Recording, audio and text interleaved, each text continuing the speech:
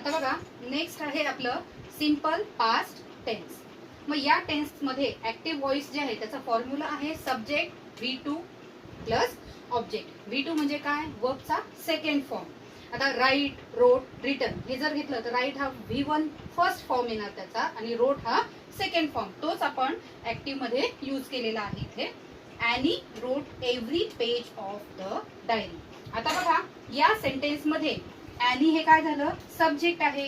रोट हा V2 form आहे आणि every page of the diary हे तुमचं काय झालं, ऑब्जेक्ट झालं. मी तुम्हाला अगोदरच सांगितलं होतं की जेव्हा आपण ऍक्टिव्ह आणि पॅसिव्ह व्हॉइस शिकत असतो किंवा करत असतो, ऍक्टिव्हचं पॅसिव्ह व्हॉइस मध्ये करत असतो, तर आपल्याला सब्जेक्ट, वर्ब आणि ऑब्जेक्ट हे तिघही ओळखता आले पाहिजे. आता या ठिकाणी तुम्ही जर फक्त डायरी घेतलं तर एव्हरी पेज ऑफ द काय असणार, मग हे लक्षात ठेवायचं आहे की इथे ऑब्जेक्ट काय आहे, सब्जेक्ट काय आहे आणि वर्ब काय आहे. ठीक आहे. मग आता आपण बघितलं की ॲनी हे सब्जेक्ट आहे, रोट हे वर्ब आहे आणि every page of the diary हे काय झालं या ठिकाणी ऑब्जेक्ट आहे. मग आपण हे फुल्ली ऑब्जेक्ट या ठिकाणी घेतलं, every page of the diary. आता विद्यार्थ्यांची यात मिस्टेक ते काय करत असतात की इथे ई हा स्मॉल आहे, बरोबर, पण तुम्हाला मी अगोदरच सांगितलं की सेंटेन्स जेव्हा आपण स्टार्ट करतो तर त्याचं फर्स्ट लेटर हे नेहमी कॅपिटलच असतं. मग आता इथे जरी स्मॉल असेल तर आपण ते स्टार्टिंगला घेतलं म्हणजे ते काय होणार, कॅपिटल लेटरने स्टार्ट होणार. ठीक आहे. काही विद्यार्थी काय करतात, इथे स्मॉल आहे इथे सुद्धा स्मॉल लिहितात. तसं करायचं नाही, त्याच्यामुळे तुमचे मार्क्स हे कट होतील त्यातून. ठीक आहे. Every page of the diary हे ऑब्जेक्ट सब्जेक्टच्या जागेवर घेतलं. त्यानंतर आपल्याला काय करायचंय, पॅसिव्ह घेताना वॉज किंवा वरचा यूज करायचा. आता आपल्याला प्रत्येक पान डायरीचे, डायरी हे काय झालं, वॉज आहे. प्रत्येक पान म्हटलं म्हणजे एकाच पानाबद्दल बोललेलं आहे. ठीक आहे. मग तिथे काय ना, सिंग्युलर वर्ब, सिंग्युलर घ्यायचं आपल्याला. ठीक आहे. हे सॉरी सब्जेक्ट हे सिंग्युलर असल्यामुळे आपण काय केलं, इथे वॉज हे हेल्पिंग वर्ब घेतलं. त्यानंतर पार्टिसिपल, पास्ट पार्टिसिपल आपल्याला यूज करायचं आहे.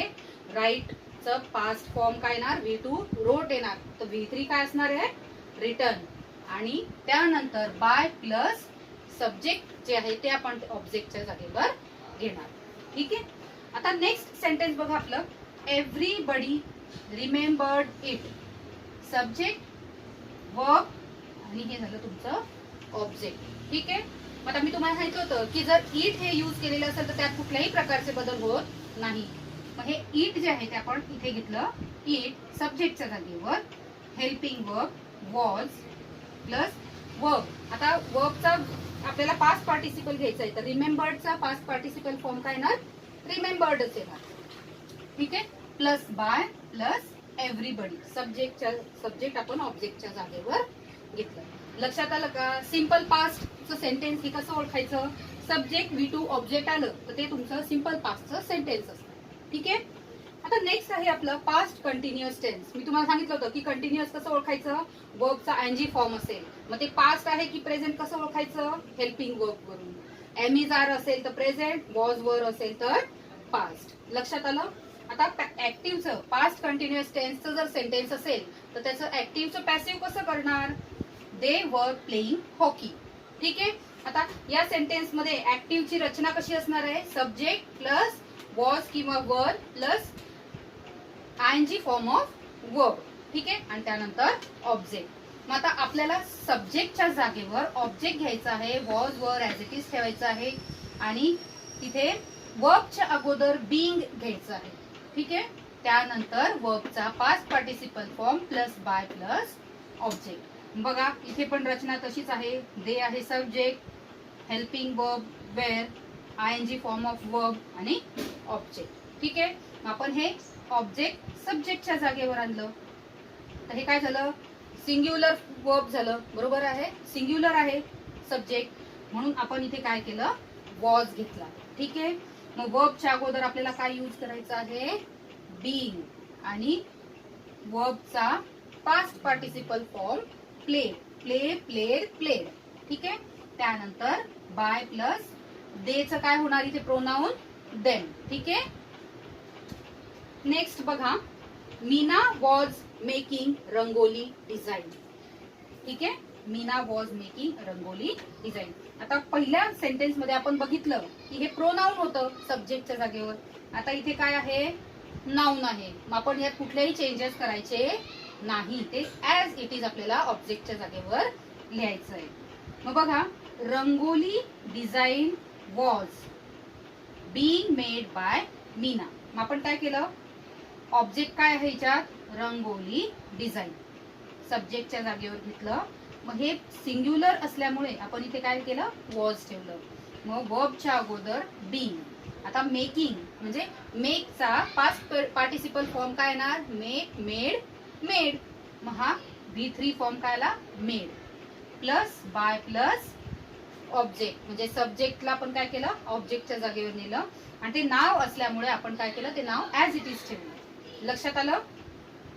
आता नेक्स्ट आहे आपलं past perfect tense. He had made a promise. आता या सब्जेक्ट हे जे सेंटेन्स आहे ऍक्टिव्हचं, याची रचना कशी आहे, subject plus had plus past participle plus object. बघा, subject plus had plus past participle plus object. तर आता ह्याचं जेव्हा आपण पॅसिव्ह करणार तर ते कोणत्या फॉर्म मध्ये यायला हवं, object plus had plus been plus past participle plus by plus object. आपण इथे कंटिन्युअस मध्ये काय यूज करत होतो, बीन. प्रेझेंट कंटिन्युअस मध्ये सुद्धा आपण बीइंगच घेतलं आणि पास्ट कंटिन्युअस मध्ये सुद्धा बीइंग घेतलं. आलं लक्षात. त्यानंतर आपल्याला आता इथे नेक्स्ट बघायचं आहे पॅसिव्ह व्हॉइस याचं. ठीक आहे. मग आपण काय केलं, ऑब्जेक्टला सब्जेक्टच्या जागेवर आणलं. इथे सुद्धा मुलं काय मिस्टेक करतात बघा, अ प्रॉमिस हे आर्टिकल जे आहे हे ऑब्जेक्ट सोबतच असतं, तर ते तिथेच असायला हवं, ते काढून टाकता येत नाही. मग आपण जेव्हा हा शब्द घेतलेला आहे तर त्याच्यासोबतचा आर्टिकल सुद्धा आपल्याला इथे घ्यायचं आहे. A promise had been made by him. मग हॅड जसंच्या तसं ठेवलं. वर्बच्या अगोदर आपल्याला काय घ्यायचं आहे, बीन. त्यानंतर मेडचा V3 फॉर्म काय येणार, पास्ट पार्टिसिपल मेडच बाय हिम. लक्षात आलं. फक्त मिस्टेक काय करायची नाही तुम्ही, की ए हा आर्टिकल जो आहे तो त्यातून कट करायचा नाही. पुष्कळ विद्यार्थी त्याला काय करतात, तिथेच कट करतात, फक्त प्रॉमिस हा ऑब्जेक्ट तिथे घेतात आणि ए वगळून टाकत असतात. तसं करायचं नाही, त्यामुळे तुमचे मार्क्स कट होऊ शकतात. आलं लक्षात. आता नेक्स्ट बघा, the killers had murdered 3 people. ठीक आहे. मग आता या ठिकाणी सब्जेक्ट काय येणार तुमचं, द किलर्स.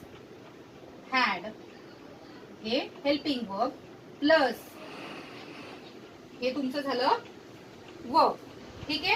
आता ह्या ठिकाणी जेव्हा तुम्ही फॉर्म्युला यूज करायचा आहे, याचा फॉर्म्युला काय आहे, subject plus had, subject plus had plus past participle plus object. ठीक आहे. आता तुम्हाला त्याचं काय करायचं आहे, object plus had plus been plus past participle plus by plus object असं तिथे तुम्हाला घ्यायचंय. मग आता बघा, हे तुमचं झालं ऑब्जेक्ट, ते आपण सब्जेक्टच्या जागेवर घेतलं. त्यानंतर हॅड प्लस बीन, त्यानंतर पास्ट पार्टिसिपल, मर्डर्डचा पास्ट पार्टिसिपल काय आहे, मर्डर्ड. त्यानंतर बाय प्लस सब्जेक्ट काय आहे तुमचं, द किलर. हा द विसरायचा नाही, मग आपण तोच इथे यूज केला, द किलर. आलं लक्षात. आता बघा, आपला नेक्स्ट टेन्स आहे सिंपल फ्युचर टेन्स. तर यामध्ये ऍक्टिव्ह व्हॉइस जे आहे त्याची रचना असते subject plus shall will plus V1 plus object. म्हणजे शॅल केव्हा यूज करायचं आणि विल केव्हा यूज करायचं माहिती का तुम्हाला. तर बघा, वाक्यात जेव्हा आय आणि वी असेल तेव्हा आपल्याला शॅल यूज करायचं आहे. ठीक आहे. म्हणजे वाक्यात जेव्हा सब्जेक्ट हा शॅल, आय किंवा वी असेल तेव्हा आपण शॅल यूज करतो आणि बाकी प्रोनाउन साठी आपल्याला विल यूज करायचं आहे.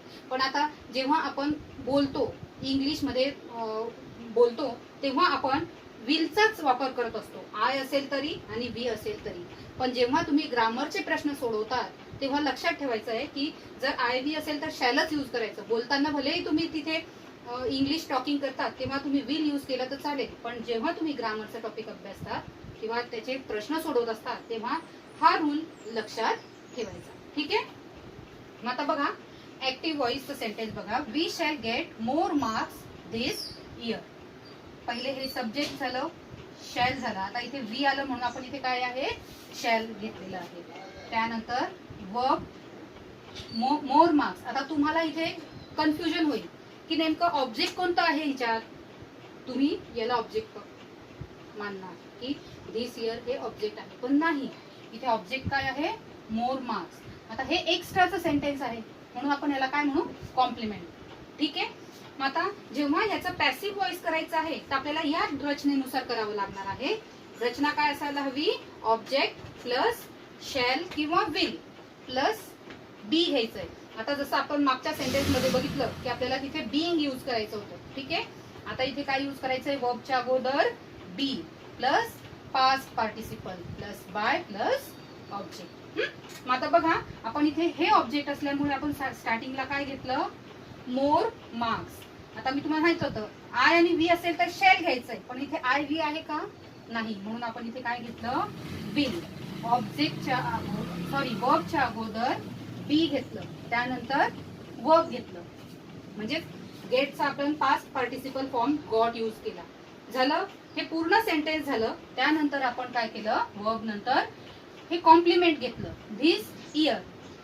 त्यानंतर लास्टला आपल्याला काय करायचंय, बाय यूज करून सब्जेक्ट वी आहे. मग याच्यासाठी कोणतं प्रोनाउन आपल्याला यूज करायचं, इथे अस. आलं लक्षात.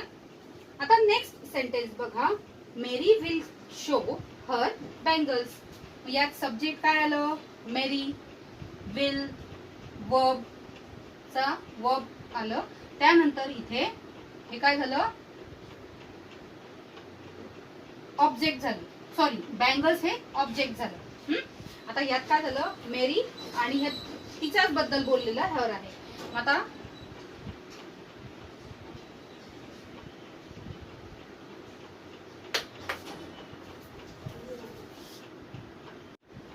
आता नेक्स्ट सेंटेन्स बघा, मेरी विल शो हर बँगल्स.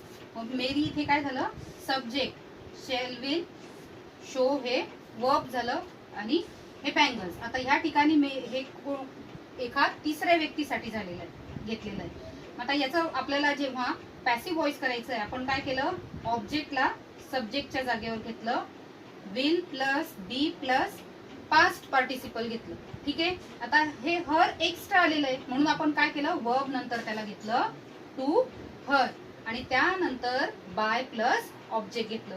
तुम्हाला आता ह्याच्यावरून लक्षात आलंच असेल की जर एक्स्ट्रा सेंटेन्स मध्ये काही शब्द आले तर आपण ते कशानंतर घेणार, वर्ब नंतर, आणि मग त्यानंतर बाय आणि ऑब्जेक्ट सब्जेक्ट तिथे घ्यायचा आहे. आता लास्ट वन आहे आपलं फ्युचर परफेक्ट टेन्स. मग आता फ्युचर परफेक्ट टेन्स मध्ये जे ऍक्टिव्ह व्हॉइस असतं त्याची रचना ही अशा प्रकारे असते, subject plus shall will plus have plus past participle plus object. ठीक आहे. मग आता बघा इथे तसंच दिलेलं आहे, सब्जेक्ट प्लस, आता मी तुम्हाला सांगितलं होतं आय आणि व्ही असेल तर आपल्याला काय घ्यायचंय, शॅल. ठीक आहे. त्यानंतर have plus past participle form आणि त्यानंतर हे झालं तुमचं ऑब्जेक्ट. ठीक आहे. आता त्याचं पॅसिव्ह करताना आपल्याला रचना कशी पाहिजे आहे, object plus shall will plus have plus been plus past participle plus by plus object. मग आपण बघा इथे काय केलं, ऑब्जेक्टला सब्जेक्टच्या जागेवर आणलं आणि इथे विल घेतलं. आणि तुम्हाला मी सांगते की जेव्हा फ्युचर परफेक्टची रचना असेल तर तिथे आपल्याला काय यूज करायचं आहे, हॅव बीन ची रचना यूज करायची आहे. आणि सिक्युअर्डचा पास्ट पार्टिसिपल म्हणजे जो फॉर्म इथे आहे तोच इथे आपल्याला घ्यायचा आहे. त्यानंतर बाय प्लस आयचं काय होणार, मी हे प्रोनाउन त्या जागेवर आपण यूज करणार. आता next sentence, we shall have enjoyed the picnic. Subject plus shall will plus have plus past participle plus object आहे ना ऍक्टिव्हची रचना. मग आता पॅसिव्हची आपल्याला त्याचप्रमाणे घ्यायची आहे. त्यांनी सुरुवातीला काय दिलंय, ऑब्जेक्ट. मग ऑब्जेक्ट काय आहे इथे, ऑब्जेक्टच्या जागेवर आपल्याला इथे काय घ्यायचं आहे, द पिकनिक. इथे द पिकनिक घेतलेलं आहे आपण. त्यानंतर नेक्स्ट आपल्याला काय घ्यायचं आहे, विल, शॅल किंवा विल. मग इथे काय आहे, वी आहे पण आपण इथे काय घेतलेलं आहे, द पिकनिक हे ऑब्जेक्ट असल्यामुळे आपण काय घेतलं, विल घेतलं. त्यानंतर have been plus enjoyed plus by plus वीचं